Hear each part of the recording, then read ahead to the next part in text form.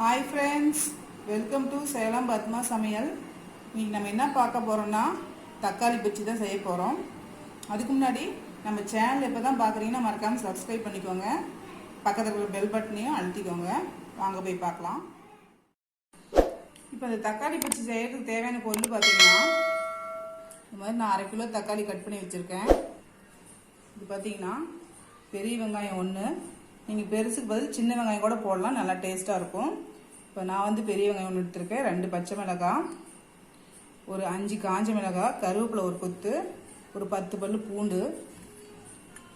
இது பார்த்தீங்கன்னா தேங்காய் துருவல் ஒரு 3 டேபிள் ஸ்பூன், 1/2 டீஸ்பூன் மஞ்சள் பொடி, கொத்தமல்லி தழை. இப்போ பாருங்கள், நான் ஒரு கடாய் வச்சுருக்கேன். அதில் பார்த்தீங்கன்னா ஒரு 4 டேபிள் ஸ்பூன் அளவுக்கு ஆயில் ஊற்றிருக்கேன். இது கொஞ்சம் எண்ணெய் நிறைய விட்டால் தான் நல்லாயிருக்கும்.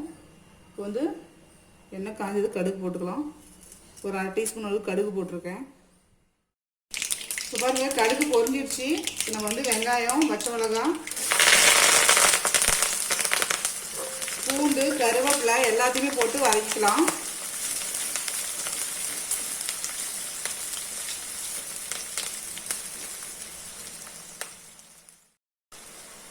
இப்போ பாருங்கள், வெங்காயம் பூண்டெல்லாம் நல்லா வதங்கிருச்சு.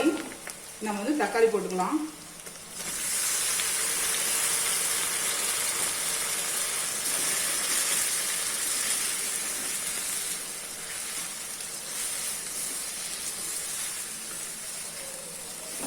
இது ஒரு 2 நிமிஷம் வதங்கட்டும். இப்போ பாருங்கள், தக்காளி வந்து ஒரு 2 நிமிஷம் வதங்கிருச்சு. இப்போ வந்து மஞ்சள் பொடி போடுறேன். உப்பு தேவையான அளவு போட்டுக்கலாம்.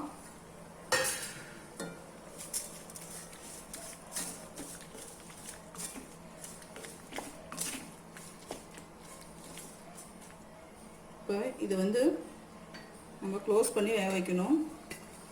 பார்த்தீங்கன்னா க்ளோஸ் பண்ணிவிட்டு ஒரு 10 நிமிஷம். இப்போ பாருங்கள், 10 நிமிஷம் ஆயிடுச்சு.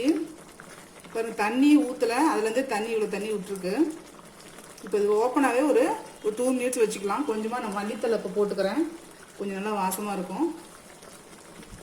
ஒரு 2 நிமிஷம் கொதிக்கட்டும். இப்போ பாருங்கள், 2 நிமிஷம் ஆயிடுச்சு. இப்போ நம்ம வந்து மத்து வச்சு இதை வந்து நல்லா கடைஞ்சிக்கலாம் தக்காளியை.